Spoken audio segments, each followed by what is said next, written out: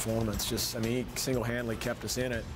And then we got Elias going in the second half, and he had a whale of a second half. I think he had something like 20 and 11 in the second half.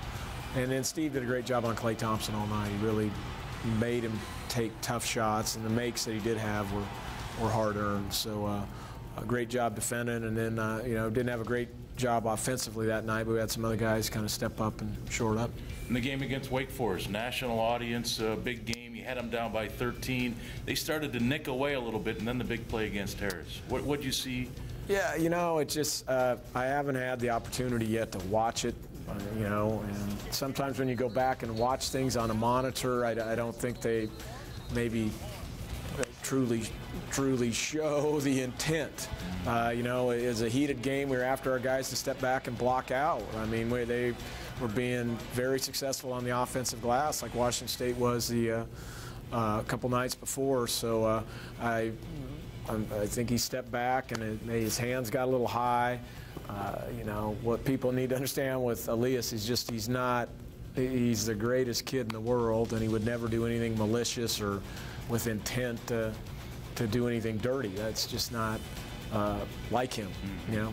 Now, we've had some guys in the past that would step up and hit somebody like that, but Elias Harris ain't one of them. So, I mean, I think it was totally taken out of context, and in that light, the officials said they had to do it. So, very, very unfortunate. Had a huge impact on the game, obviously. But, I mean, I think I was very discouraged by that. It shouldn't have had a huge impact on the game. You know, we had built a big lead, and we're kind of having our way with them, and then we let that affect us mentally. And I think that's what I was most disappointed with in the half. And then after the half, that group kind of let them do the same thing. But then we were able to find the right group that was going to go in there and fly around and make plays and D them up a little bit, and got right back in the game and gave ourselves a chance to win. And it gave an opportunity for Bo Kong to come off the bench and show the world what he has. Yeah, and that, through all of this, is the big positive here. If we can start getting him up to speed, that gives us a different dimension, either the 4 spot or the 3 spot, where we can really start stretching defenses now. And that's going to open up the paint, and that's going to open up some drives for Matt and Steve and even Meach, when we got a guy that, I mean, he can do that. He can shoot and he can score. That's why we brought him in here. And so that was the encouraging. And he and Manny played very well in the first half with how he rebounded, made some big shots, and just how active he was. So, you know, the silver lining with the losses, we had some guys step up that I think that's going to bode well for us in the future. Ladies and gentlemen, it's the Mark Few Show. We'll take a break. When we come back, another look back at this decade of excellence. Stay with us. Ball to the basket, puts it down, Calvary. Florida was a good team, but I think after you beat the 2 seed, you're expected to beat the 6 seed, which Florida was that year. They were led by freshmen. And so I think going into that game, we almost expected to beat them. The Gators and the Zags would go to the final bell, down by a point. Florida leading by 1, and would look to inbound to Brett Wright. And they inbounded to the big guy, and Quentin's all over him, and the whole bench, we're not from me to you, screaming at him to foul.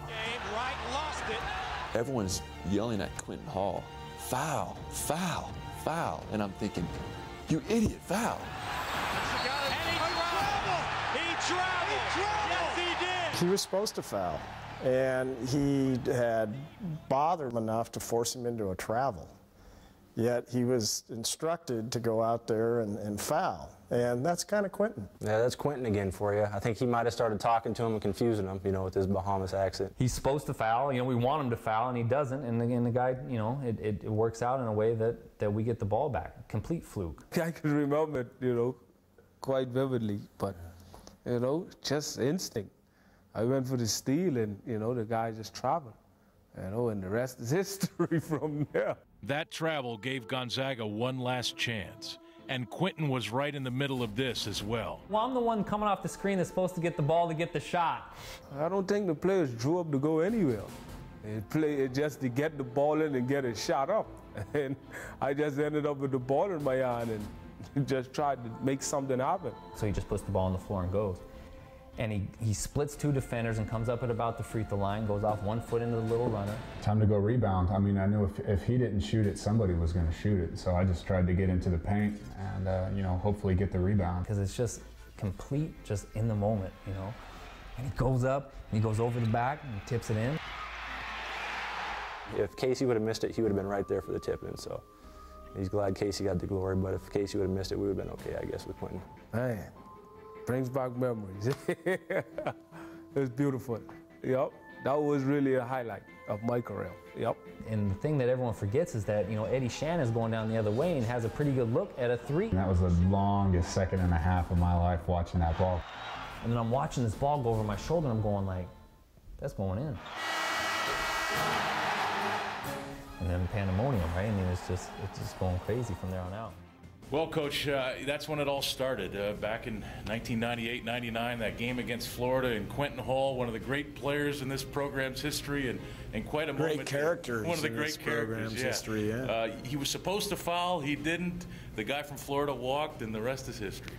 It is. The rest is history. I mean, that was the end of our season there. If he would have fouled, who knows? But I don't know. To this day, I still don't know if he heard us and ignored us, which is a very distinct possibility with him, or if he just didn't hear us. I mean, he's taking full credit for it now, but that's easy to do. But a great play. Prior to that, you know, he had a heck of a game, keeping us in it. And then the next game, he played just phenomenal against Connecticut. But one of those guys, just an incredible competitor. An incredible competitor, was able to play overseas for years as kind of a 5'9", basically shooting guard. People thought he was a real jet-quick point guard, but probably his best attribute was how he could shoot the basketball and kind of how tough-minded he was. Just a tough guy who never backed down from anybody, and just, you know, a dear friend this day and to this day, and you know, one of my all-time favorites. Great guy. We'll take a break. When we come back on the Mark Few Show, it's the Coeur d'Alene Casino Fan Question of the Week. Stay with us. All right, welcome back to the Mark Few Show. Time now for our Fan Question of the Week, brought to you by the Coeur d'Alene Casino. And it's a local question. Stephanie from Spokane. She writes, as a high-level basketball coach, how do you balance the demands of a profession with family time, Coach?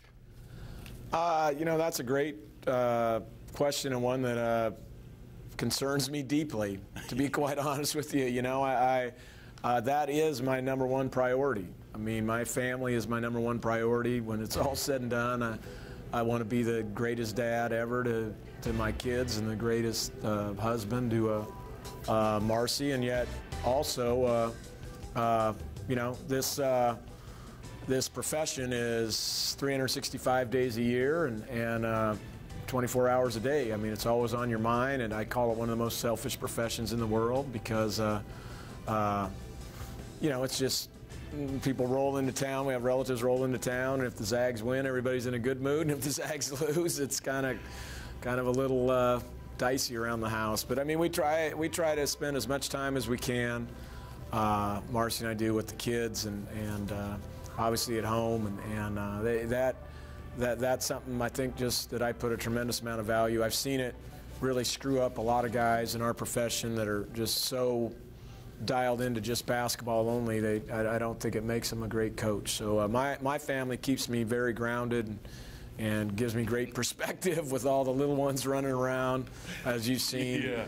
And you know, and then the other thing that helps me is living in the Northwest, living in Spokane, and all the opportunities to get out and do things outside. I love being outside and doing things. I always say that helps me be a better coach. You know, when we take a day off from basketball, I try to just get out and get away from it. So, it's the Mark Few Show. We'll be right back with more. And welcome back to the Mark Few Show. You know, the Kennel Club has been a big story here at Gonzaga for a very, very long time now. And with these huge games this week, like Washington State and Wake Forest, that means one thing. You've got to camp out if you're a student to get those tickets. Well, let's take an inside look at those guys camping out this week as they awaited the big game, the showdown with Wake Forest. It's something we took from some of the bigger schools. Duke tends to use this kind of method. It was going to be really cold last night. We wanted to let people celebrate the win, so rather than have them line up right